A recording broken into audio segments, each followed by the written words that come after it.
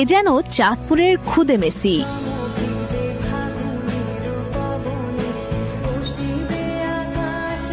মাত্র 5.5 বছর বয়সেই মেসি নেইমারদের মতো অসাধারণ সব ড্রিবলিং আর স্কিল দিয়ে সবাইকে অবাক করেছে শিশু সোহান।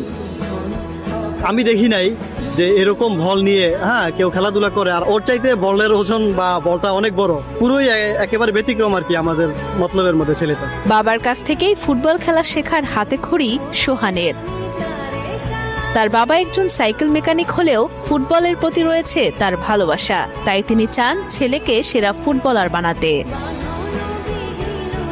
স্বপ্ন পূরণ করতে প্রতিদিন নিয়ম করে ভোরে আদরের সন্তানকে ফুটবল খেলার কৌশল শেখান তিনি।